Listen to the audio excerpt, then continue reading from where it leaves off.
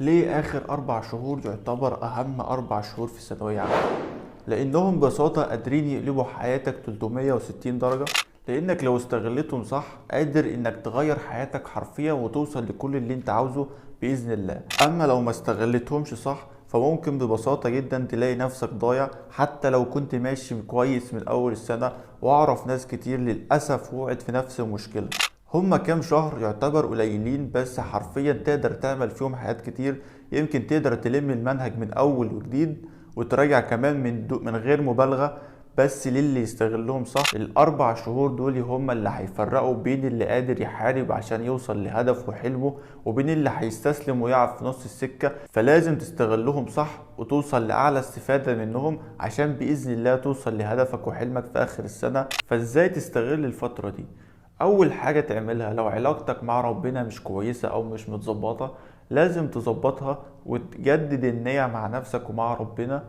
لانك صدقني لا يمكن توصل لاي حاجة في حياتك عامة من غير توفيق ربنا. تاني حاجة لازم تقرر وتكون مقتنع بالقرار ده من جواك انك فعلا هتلتزم وتذاكر وتقفل على نفسك وتبعد عن اي حاجة تشتتك سواء صحابك زمايلك الفون حتى لو اهلك. ابعد عن اي حاجة ممكن تكون مصدر لتشتيت تركيزك وتبعدك عن المذاكرة. ابدأ بس وصدقني ربنا هيوفقك وهتلاقي الدنيا ماشية. لازم تقرر دلوقتي انك تبدأ.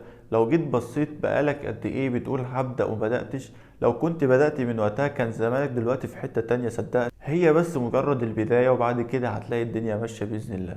فلازم تبدأ من دلوقتي لأنك ما بدأتش من دلوقتي صدقني مش هتبدأ أبدا. طب تبدأ ازاي وتعمل ايه؟ طبعا احنا متفقين انك لازم تذاكر كده كده. يعني مفيش حل غير انك تذاكر.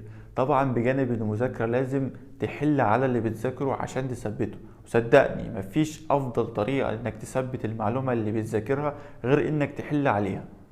حتى لو بتحل غلط وانت بتصحح الاسئله اللي انت غلطت فيها هتثبت المعلومه برضه. تاني طريقه تثبت بيها اللي ذاكرته انك تراجع عليها بتكرار اكتر من مره. يعني مثلا ذاكرت النهارده جرامر انجليش، تاني يوم قبل ما تذاكر تراجع عليه تاني. بعدها بكام يوم لما تيجي تذاكر انجليش تراجع عليه تاني. مع التكرار مره في مره هتلاقي المعلومه ثبتت في دماغك وهكذا في باقي المواد. وعاوزك تعمل حاجه برضه وانت بتحل اي فكرة كويسة او اي سؤال غلطت فيه هتجيب كشكول وتنقل فيه سواء السؤال او فكرة السؤال نفسه بحيث ليلة الامتحان هيكون في كم كبير جدا مش هتلحق تراجع كل حاجة ليلة الامتحان.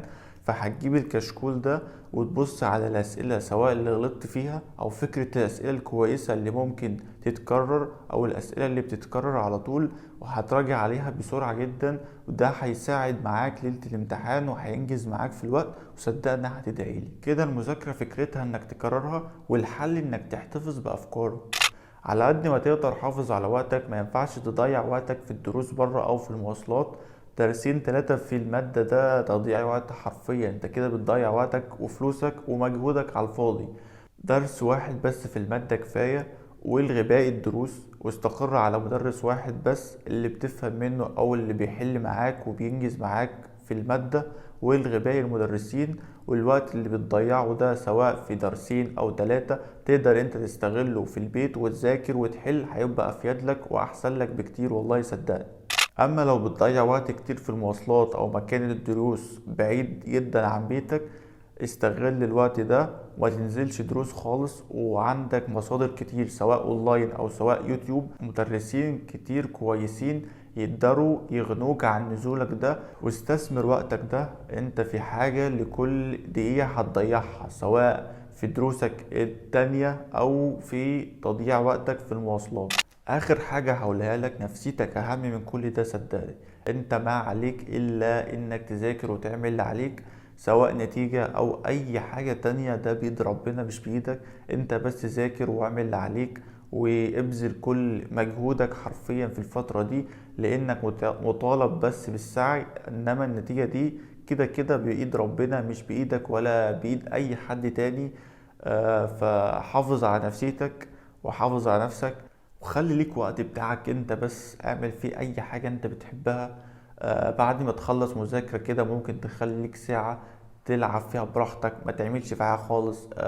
تفضي دماغك وتفكيرك تصفي ذهنك، خلي ليك ساعة في اخر اليوم بتاعتك انت ما تعملش فيها اي حاجة خالص، تسمع فيلم، تعمل اكلة، تعمل اي حاجة انت بتحبها. وبس كده يا شباب، وربنا يوفقكم جميعا. السلام عليكم ورحمة الله.